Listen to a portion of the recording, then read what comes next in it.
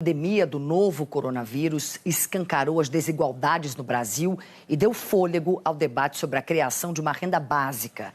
Atualmente, 67 milhões de brasileiros, ou seja, quase um terço da população do país, recebem o auxílio emergencial. Só que o benefício acaba daqui a 2 meses e seu possível substituto ainda não foi apresentado pelo governo. Nós perguntamos a 2 economistas que são referência na área de políticas sociais quais deveriam ser os pilares desse novo programa. O diretor da FGV Social, Marcelo Neri, alerta que não é o momento de tentar reinventar a roda, mas sim de reformular iniciativas que já vêm dando certo. Acho que, de alguma forma, o Renda Cidadão, o Renda Brasil, o nome que se queira dar, eu acho que se ele, vamos dizer, for construído em cima da estrutura do Bolsa Família, do cadastro único, são fundamentos sólidos. Eu acho que a gente não deve tentar reinventar a roda. Eu acho que a nossa última experiência de tentar reinventar a roda foi em 2002, 2003, com Fome Zero, não deu certo. A gente acabou voltando a essa plataforma. Acho que é uma plataforma que tem que sofrer upgrades, melhoras, etc., mas sem descontinuidade. Eu acho que a gente deveria pensar em termos de um Bolsa Família 2.0, tanto em termos de escala do programa, mais ou menos dobrar o número de pessoas, alguma coisa assim, dobrar o orçamento do programa, eu acho que é alguma meta ambiciosa, mas talvez factível. Eu acho que, além disso, não comportaria. Já para o professor do INSPER, Naércio Menezes, o foco deveria ser exclusivamente nas crianças, para garantir o desenvolvimento infantil e aumentar a produtividade. O Bolsa Família consegue diminuir a pobreza extrema, ou seja, aquelas famílias que passam fome agora não passam mais. Mas não é suficiente para que as famílias consigam comprar produtos de higiene, pagar pelo transporte, habitação. Então é preciso reformular o Bolsa Família. E a minha proposta é transferir um valor de R$ 800 por criança pobre. Então, quem tem criança de 0 a 6 anos ou de 0 a 12 anos, dependendo dos recursos disponíveis, vai receber R$ 800 por criança, o que tiraria milhões de crianças da pobreza e melhoraria o desenvolvimento infantil dessas crianças, melhorando a produtividade do país no futuro. Além da questão do formato, ainda há um impasse sobre o financiamento do Renda Cidadã. O anúncio ficou para depois das eleições municipais, mas parlamentares e técnicos do governo continuam debruçados sobre os números do orçamento. Vou voltar para Brasília, então, conversar agora com a Bianca Lima. Bianca, boa tarde para você. Quais são as opções do governo para conseguir abrir espaço dentro do teto?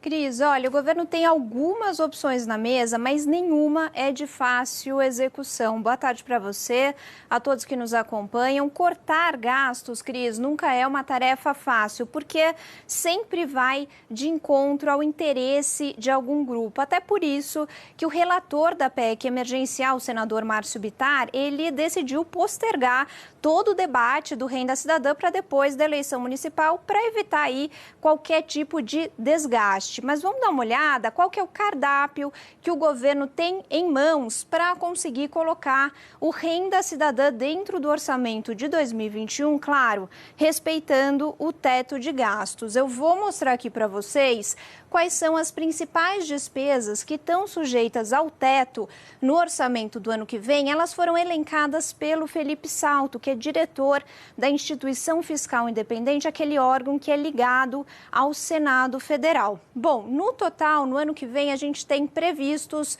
gastos no valor de R$1,5 trilhão de reais. Desse montante, metade, 700 bilhões de reais, são benefícios previdenciários. Mas nessa seara aqui, o presidente Jair Bolsonaro já foi muito claro que não quer mexer. Vamos lembrar que o secretário de Fazenda, Valderi Rodrigues, chegou a sugerir o congelamento das aposentadorias por um período de 2 anos, o que acabou rendendo aí um cartão vermelho para toda a equipe econômica. Então, o debate aqui sobre corte ou congelamento de benefício ficou interditado. Na sequência, a gente tem os gastos com pessoal, que somam mais de 300 bilhões de reais. E aqui sim, Cris e assinantes, a gente tem um debate bastante intenso. A gente tem 3 frentes. Uma primeira de corte de super salários, aqueles salários que superam o teto do funcionalismo público. A gente tem um debate mais de longo prazo dentro do âmbito da reforma administrativa que já está no Congresso. E a gente tem um terceiro debate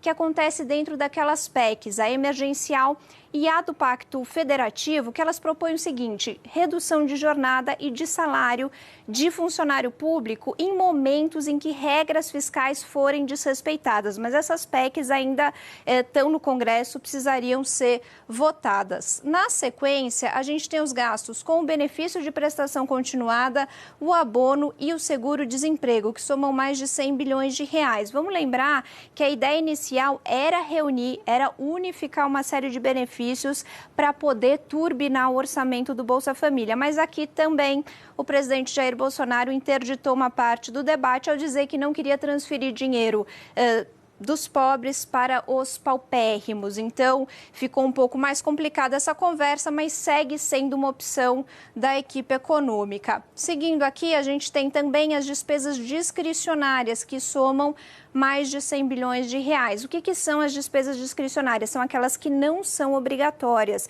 Inclui, por exemplo, os investimentos. Mas qualquer corte muito drástico aqui pode inviabilizar o funcionamento da máquina pública. Então, é uma opção complicada de se optar por um corte nas discricionárias. Na sequência, a gente tem os precatórios, que são aquelas dívidas da União que são reconhecidas pela Justiça, mas aqui realmente é uma carta fora do baralho. Vamos lembrar que o senador Márcio Bittar chegou a propor o uso dos precatórios para financiar o Renda Cidadã. Isso causou um ruído imenso no mercado, que viu essa possibilidade como uma espécie de calote da dívida. O próprio ministro Paulo Guedes teve que vir a público e dizer que isso estava descartado. E, por fim, a gente tem os chamados subsídios e subvenções, que são linhas de crédito que têm taxa de juros menores, subsidiadas, como, por exemplo, as taxas de juros, as linhas de crédito do BNDES. Então, esse é o cardápio que o governo tem em mãos nessa discussão do Renda Cidadã. Na opinião do Felipe Salto, que é o diretor da instituição fiscal independente, esses subsídios poderiam sim ser uma opção, ao menos temporária, para dar um fôlego para o governo tentar encaixar o Renda Cidadã no ano que vem dentro do teto de gastos. E ele também defende o corte de despesas com o pessoal. Vamos dar uma olhada no que ele disse. Você tem uma despesa que se chama subsídio creditício, que são subsídios da taxa de juros, né? Quando o governo banca empréstimos por meio do BNDES, por exemplo, com taxas de juros subsidiadas e outros programas com juros abaixo do custo de captação da dívida pública, esses subsídios estão previstos em 14 bilhões para o ano que vem. Poderiam ser reduzidos. Nos gastos de pessoal, adotar a redução de jornada, adotar o limite ao extrateto e ainda combinar outros tipos de ações que permitissem economizar em programas como abono salarial,